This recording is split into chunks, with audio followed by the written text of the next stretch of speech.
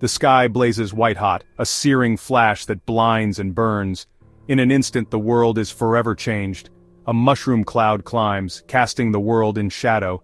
It rises ominously, a harbinger of doom, blotting out the sun and bringing with it an era of darkness. This is the terrifying reality of nuclear war, cities reduced to rubble, lives extinguished in a heartbeat, and the very fabric of society torn apart. The aftermath is a deadly cocktail of radiation, firestorms, and societal collapse. The air is thick with smoke, the ground scorched and barren, and the once bustling streets now eerily silent. Our once familiar world is gone, replaced by a desolate landscape of survival. The landmarks we knew are now unrecognizable, twisted and broken by the sheer force of the blast. The initial blast is only the beginning. The shockwave shatters windows miles away and the heat incinerates everything in its path. Radioactive fallout, invisible and lethal, will soon contaminate the air, water, and ground. It seeps into every crevice, turning the environment into a silent killer. Understanding this new dangerous reality is the first step toward survival. Forget everything you knew. The rules of the old world no longer apply. The old rules no longer apply. In this new world, adaptability and resilience are key. The infrastructure we relied on is shattered, and the systems we trusted have failed. This guide is not about blame or politics. It's about survival. It's about equipping you with the knowledge and skills to navigate this harsh new reality. It's about giving you, the survivor, a fighting chance in a world gone mad. It's about finding strength in the face of overwhelming odds and persevering when all seems lost. It's about clinging to hope in the face of despair. Even in the darkest times, hope can be a powerful force, guiding us through the chaos and destruction. It's about surviving the next 100 days and beyond. Each day is a battle, but with determination and resourcefulness, we can endure. This is our new reality. A world where every decision can mean the difference between life and death. We must face it head-on, we must adapt, we must survive. Together we can rebuild and find a way forward, even in the face of unimaginable devastation. The first 24 hours after a nuclear detonation are critical. In these moments, every decision you make can mean the difference between life and death. The air will be thick with panic, confusion and fear, but you must remain focused. Your instincts will scream at you to flee, but panic is your enemy. Running blindly can expose you to more danger. Instead, take a moment to breathe deeply and gather your thoughts. Stay calm. Assess your surroundings. Look for immediate threats and potential safe spots. The more composed you are, the better decisions you'll make. Your immediate priority is shelter. Seek out a basement, preferably one with thick concrete walls. These structures can significantly reduce your exposure to harmful radiation. If underground is not an option, go as deep inside a building as possible. The more distance and material between you and the outside, the better. The center of a large structure offers better protection than the outer walls. Avoid areas with windows and doors as they are weak points. Stay away from windows and doors. These areas are more likely to let in harmful radiation and debris. Seal all cracks and vents with duct tape, plastic sheeting, or wet cloth. This will help prevent radioactive particles from entering your shelter. This will help minimize your exposure to radioactive fallout. Work quickly but efficiently, ensuring all potential entry points are covered. Remember, time is your ally. The longer you stay sheltered, the safer you will be. Radiation levels drop significantly over time. The intensity of radiation decays rapidly in the first few hours and days. Stay informed and monitor the situation as best as you can. Your goal is to survive this initial onslaught and live to fight another day. With careful planning and a calm mind, you can navigate through this chaos and emerge stronger. Water is life, never more so than in the aftermath of a nuclear event. Your body can survive weeks without food, but only days without water. Finding and purifying water will be your most crucial task. Your pre-disaster stockpile is your best bet, but don't count on it lasting. Rainwater, if collected safely, can be a lifesaver. Boil it vigorously for at least 1 minute to kill any harmful bacteria or viruses. Avoid stagnant water sources like ponds and lakes. They are easily contaminated with radiation and disease. If you must use them, filter the water through layers of cloth, charcoal, and sand before boiling. Remember, dehydration is a silent killer. Ration your water carefully. Every drop counts in this new, unforgiving world. Hunger will gnaw at you, but panic eating will only deplete your precious food reserves. Rationing is key. Prioritize calorie-dense foods like canned goods, dried fruits, and nuts.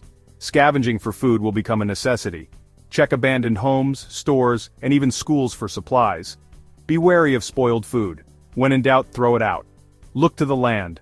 Learn to identify edible plants in your area. Start a small garden, even if it's just a few tomato plants in a pot. Remember, food is not just about sustenance. It's about morale.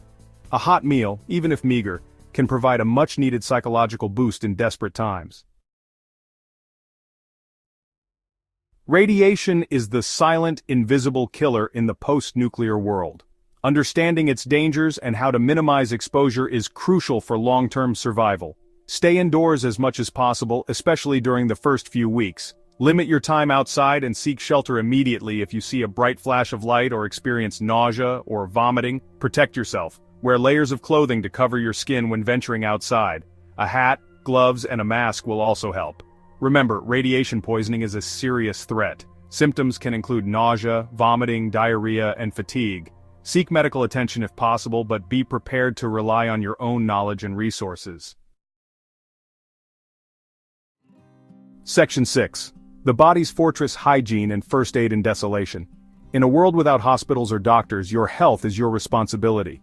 Maintain good hygiene to prevent the spread of diseases which can be as deadly as radiation in a post-apocalyptic world. Wash your hands frequently with soap and water if available. If not, use hand sanitizer or create a makeshift solution of ash and water. Basic first aid knowledge is essential. Learn how to treat cuts, burns, and fractures. A well-stocked first aid kit will be worth its weight in gold. Remember, a healthy body is a resilient body. Take care of yourself, both physically and mentally. Your survival depends on it. Section 7. Finding your tribe: communication and community after the fall. The isolation of a post-nuclear world can be crushing, but you are not alone. Finding others, forming bonds, and rebuilding a sense of community will be vital for long-term survival.